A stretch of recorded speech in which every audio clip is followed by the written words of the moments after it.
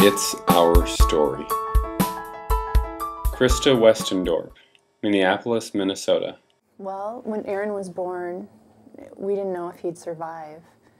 He had been diagnosed prenatally with a omphalocele, which is his intestines were outside of his abdominal cavity. And the doctors didn't know if any other of his organs would be affected or not.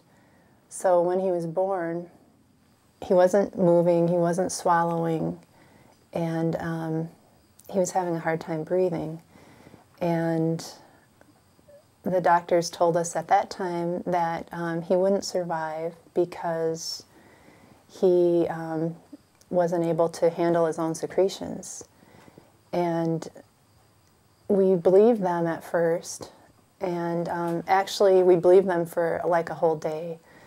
And at the end of that day, at the same time, Doug and I both looked at each other and said, well, wait a minute, why can't we help him? Why can't we assist him so that he's not going to choke on his own secretions? And we both felt this strong sense then that it was going to be okay.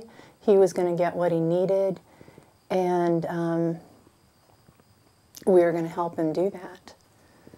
But as we went along, Aaron was very sick a lot of the time, and he had a lot of episodes of pneumonia.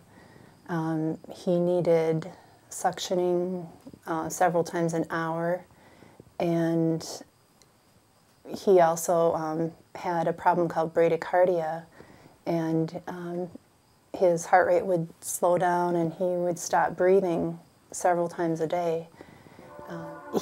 Aaron was in the hospital for his first 6 weeks, and in order for him to come home, this was 1985.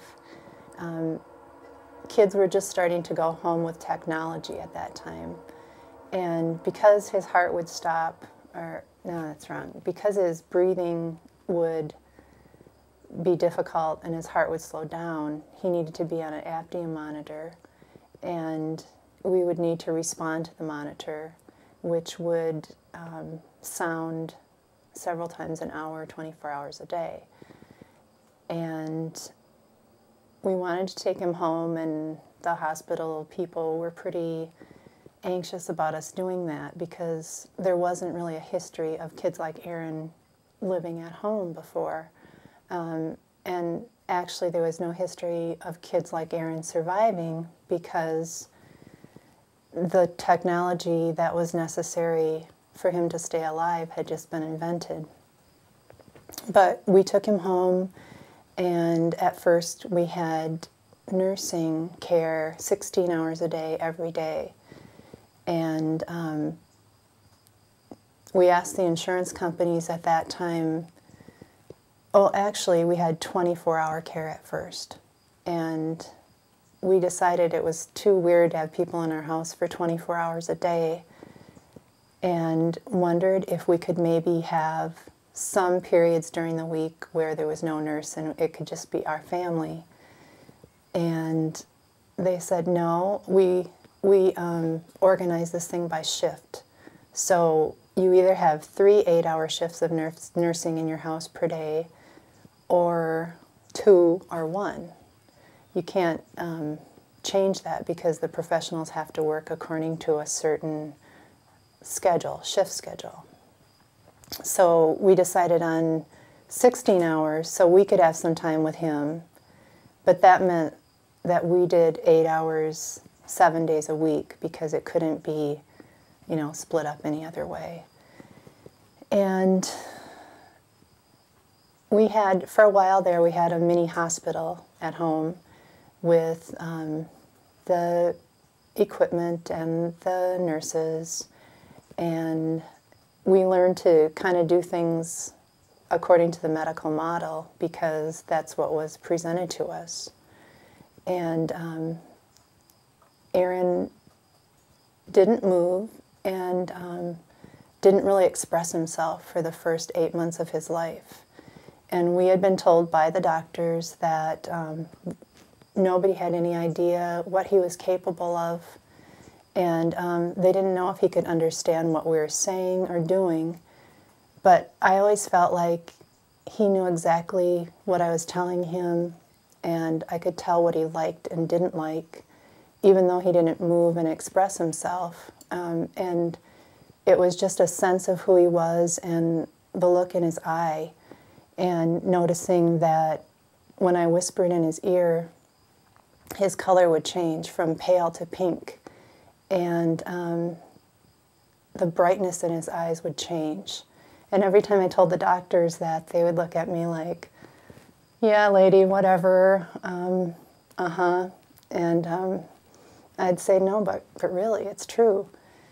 And I would keep trying to change the stimulation in his environment and the toys, and turn him around so he'd see different things. And when anybody would sing, too, he lit up right away. But finally, when he was 8 months old, I had him on the floor, and I stacked up 3 tennis balls, so it was really precarious. And I took my hand and knocked him over, and they went flying all over, and I said, oh, look at that. And he's laying there on his side, and his little arm came out really slow and knocked the tennis balls over. And I thought, oh my gosh, he does really know what we're doing here, and he can follow through too. You know, he finally had enough strength to move his muscles a little bit. And so then I stacked him up like 4 more times just for insurance that it wasn't some random thing that just happened. And then I called all his doctors and said, guess what? He knows exactly what's going on, and he's starting to be able to express that a little bit. And they're still kind of like, yeah, whatever.